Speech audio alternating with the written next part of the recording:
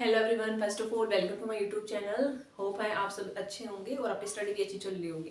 तो in this video हम क्या स्टार्ट करने वाले हैं, हमारा टॉपिक है एसिड हाइड्रोलाइसिस इनऑर्गेनिक केमिस्ट्री। जैसे हमने सीरीज स्टार्ट कर रखी है एमएससी की, तो जो फर्स्ट वीडियोस थी जैसे इनर्ट कॉम्प्लेक्स क्या होते हैं, लेबाइड कॉम्प्लेक्स क्या होते हैं, ऑल थिंग्स हम, और सेकंड वीडियोस में हमने ट्रिक भी डिस्कस कर ली थी कि कोई कॉम्प्लेक्स गिवन है, जैसे आपको D1 D2 D3 ये कॉन्फ़िगरेशन आप फाइंड आउट कर लोगे। देन हमने एक ट्रिक भी बताई थी कि जिसकी हेल्प से आप आइडेंटिफाई कर पाओगे कि इनर्ट कॉम्प्लेक्स है लेबाइड। तो आज की जो हमारा टॉपिक है वो है आपका एसिड हाइड्रोलाइसिस। इसका सेकंड हम एक्वेशन रिएक्शंस भी बोल देते हैं।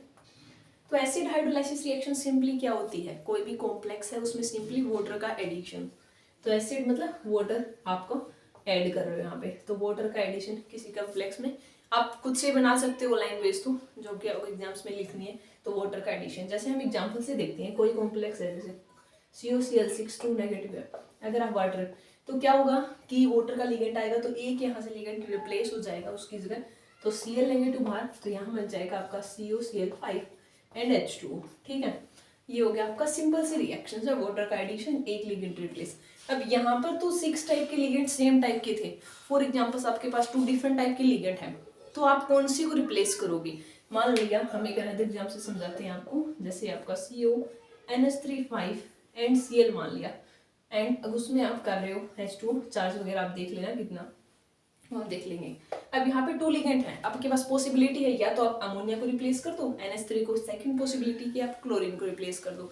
तो तब आपको क्या चेक करना है कि 2 टाइप के लिगेंड होते हैं, एक स्ट्रॉन्ग फील्ड लिगेंड होता है, एक वीक फील्ड लिगेंड होता है। तो स्ट्रॉन्ग फील्ड लिगेंड और वीक में 2 पॉसिबिलिटी हो, तब आप कौन से लिगेंड को रिप्लेस करोगे, वीक वाले को। स्ट्रॉन्ग वाले और वीक वाले में से किसको रिप्लेस करना आपको, वीक। अब देखो अमोनिया और क्लोरीन में से कौन सा वीक फील्ड लिगेंड है, क्लोरीन वाला। अमोनिया तो आपको पता है स्ट्रॉन्ग फील्ड लिगेंड होते हैं। इसके लिए हमने आपको स्पेक्ट्रोकेमिकल सीरीज भी बता रखी है। सिंपल जर्नी की बात करें हम तो carbon donor, nitrogen, oxygen, halogens वाले तो बाद में आते हैं। ठीक है, तो यहाँ पे हम हमारा प्रोडक्ट क्या हो जाएगा, CONH3 5H2O plus Cl negative. तो Cl यहाँ से रिप्लेस हो गया है और H2O का एडिशन हो गया। अब ये कौन से पाथ को फॉलो कर रहा है, SN1 कर रहा है, SN2 कर रहा है, तो उसको भी आपको देखना है। फिर कौन से मैकेनिज्म्स होते हैं कि भाई ये 2 स्टेप हैं। फॉर एग्जांपल अब जैसे ये फॉलो करता है आपको SN1 को, ठीक है।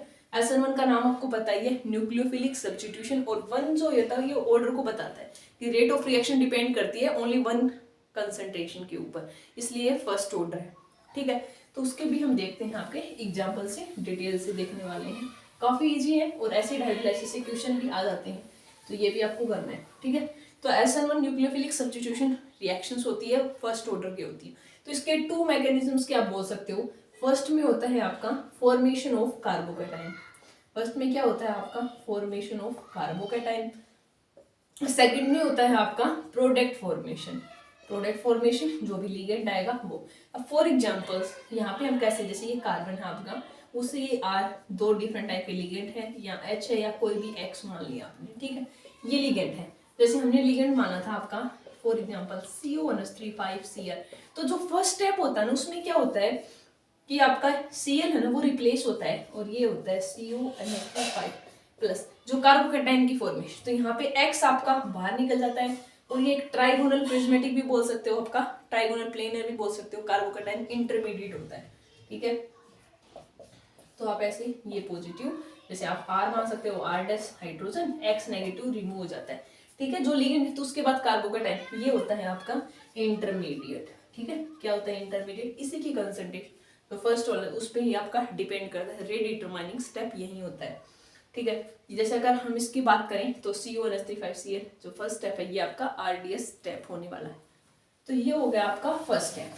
अब सेकंड हम इसी में बात करें प्रोडक्ट फॉर्मेशन। उसमें क्या होता है कि जो भी आपका न्यूक्लियोफाइल है, मान ले अब H2 वाला है, H पॉजिटिव OH नेगेटिव है, फॉर एग्जांपल कोई भी अनदर ले सकते हो आप, तो OH नेगेटिव न्यूक्लियोफाइल हो गया या वाटर मान लिया, तो वो लिगेंड यहाँ पे आएगा, और ये X तो ऑलरेडी रिमूव हो चुका है। अब यहाँ पे 2 पॉसिबिलिटी है, मान लो आप OH मान लो या कोई अनदर, तो या तो वो फ्रंट साइड से अटैक कर ले या वो पीछे से अटैक कर ले।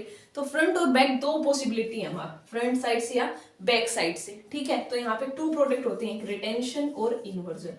दैट मीन्स यहाँ पे आपका क्या फॉर्म होता है, रेसमिक मिक्सचर। रेसमिक मिक्सचर तो आई होप आप सबको पता होगा क्या होता है, mixture of 2 equal and opposite. जैसे ये रिटेंशन और इन्वर्जन सेम टाइप के मोलिक्यूलर फॉर्मूला मिलेगा, रोटेशन का डिफरेंट होता है वहां पे। तो ये होता है आपका SN1 का मैकेनिज्म कि फर्स्ट में आपका कार्बोकेटाइन बनता है, सेकंड में प्रोडक्ट फॉर्मेशन होती है। कार्बोकेटाइन में ना न्यूक्लियोफाइल ने अटैक किया, वो फ्रंट साइड से भी कर सकता है या बैक साइड से कर रहा है, रिटेंशन और इन्वर्जन दो, उसको हम क्या बोलते हैं, रेसमिक मिक्सचर, ठीक है।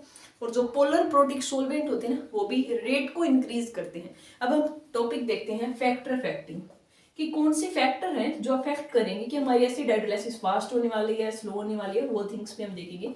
तो आप डाल सकते हो factor affecting acid hydrolysis reactions को, ठीक है। तो फर्स्ट आप मान सकते हो चार्ज ऑन कॉम्प्लेक्स। तो देखो यहाँ पे अगर चार्ज आपका ज्यादा है, चार्ज की वैल्यू ज्यादा है, तो rate of acid hydrolysis slow होएगा। चार्ज हम कैसे बात कर रहे हैं, कॉम्प्लेक्स स्टार्टिंग वाला।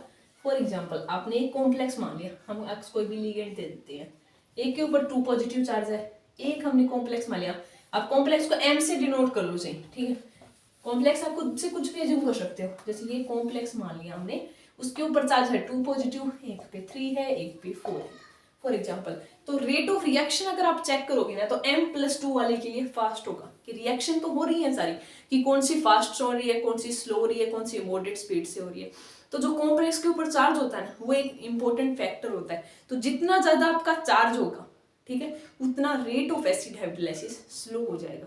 आपको पता है कि मेटल के ऊपर जितना प्लस चार्ज आएगा इलेक्ट्रॉन, तो उतना न्यूक्लियस के नजदीक आता जाएगा, तो स्ट्रॉन्ग फोर्स ऑफ अट्रैक्शन, ज्यादा अमाउंट की एनर्जी का आपको रिक्वायरमेंट होगी। अगर दूर है, ठीक है, तो ऐसे समझ सकते हो आप इसमें। तो ये आपका चार्ज ऑफ कॉम्प्लेक्स वाला फैक्टर। सेकेंड फैक्टर हम क्या देखते हैं कि मेटल लिगेंड बॉन्ड स्ट्रेंथ। अगर आप देखो मेटल लिगेंड बॉन्ड, अब आपका मेटल है और ये लिगेंड है, अगर ये बॉन्ड काफी स्ट्रॉन्ग है तो आपको ज्यादा अमाउंट की एनर्जी की रिक्वायरमेंट होगी उसको ब्रेक करने के लिए। अगर ये बॉन्ड काफी वीक है, थोड़ी सी एनर्जी दी, हो गया फास्ट।